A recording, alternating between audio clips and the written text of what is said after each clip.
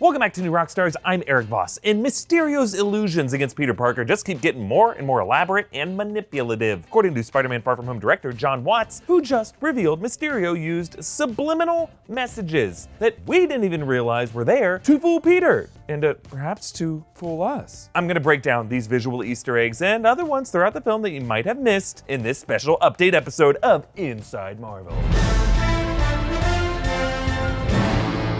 Okay, Jon Watts said that in Far From Home, the most important scene to the story was the moment in the Prague bar. The heart-to-heart between Quentin Beck and Peter Parker after they defeated the fire elemental monster, which is actually just a big fake hologram, you know how it worked. Peter handing off Tony Stark's EDITH glasses, leaving, and then the bar's projections fading away to lead to Beck's revelatory victory speech is the sequence the entire film hinges on. It needs to come as a surprise, which is tough because most comic book fans went into this movie knowing Mysterio was likely going to be a dickhead, but also to make sense of the information we've gotten up to this point and to crystallize the exact nature of the primary thread of the movie to keep us engaged for the next hour or so. Watts said that the way he made this work was by studying con movies and the real-world art of deception and hypnosis, applying it to this scene by filling this bar with subliminal messages. So these Easter eggs are two-tiered. They have to work on Peter to trick him into giving over the glasses, but they also have to trick us, the audience, so that we also momentarily trust Mysterio, so the coming twist hits as a surprise. So let us review this scene beat by beat to find all the details that Watts snuck in there. Hey. We gotta celebrate. Did something good tonight.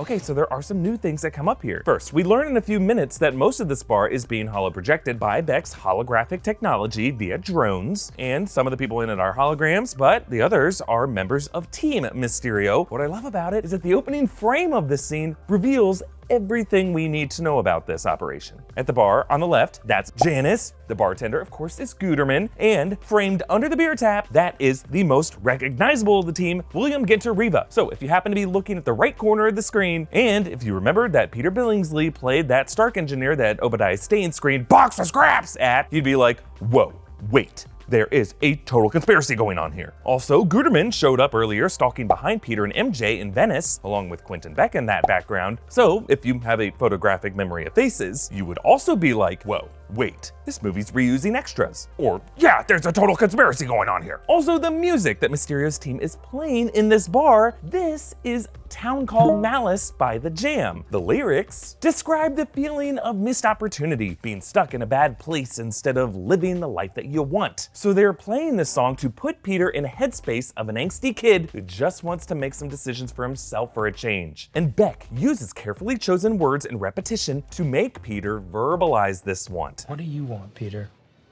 What do you mean? What do you want? I don't know. What do you want, you, Peter Parker, now? I know you're thinking about it. I want to go on my trip and go to the top of the Eiffel Tower with the girl who I really like and tell her how I feel and give her a kiss.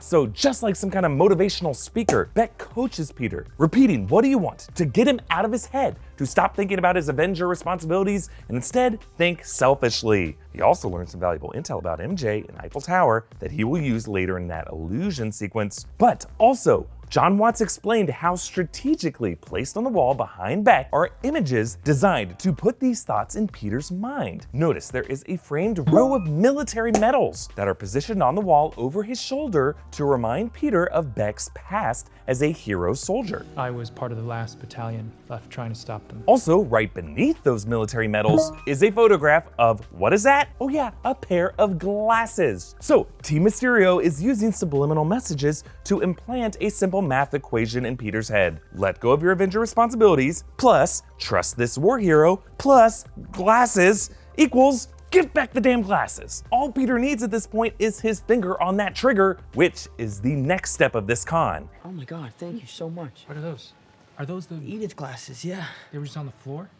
Notice the look that Beck gives that apparent Czech stranger who's actually part of his team. He's dead serious because this sleight of hand was the most critical move of this entire con. This woman pickpocketed Peter, dropped the glasses to her other hand, and then handed them to Peter. It all happened so fast because if she took too long, or if she just tried to steal the glasses and run at this point, Peter would have noticed they were missing. And he has to make the choice to hand them off to Beck. And after this, Beck quickly chastises Peter for leaving them on the floor, and Peter looks down in shame, just a little jab at Peter for being too irresponsible to carry this burden himself. And now, finally that the glasses are the subject of the conversation, Beck can move onto the most powerful influence on a teenager, body shame. Try them on, let's see how they look on you. Can I be completely honest with you? Please. They look really stupid. Ooh, Mysterio's so salty. But hey, hook, line, and sinker. Peter cannot wait one more second to get these things off his face and complete the subliminal math equation that Mysterio had implanted in his mind. Hand them over to the war hero who has earned them.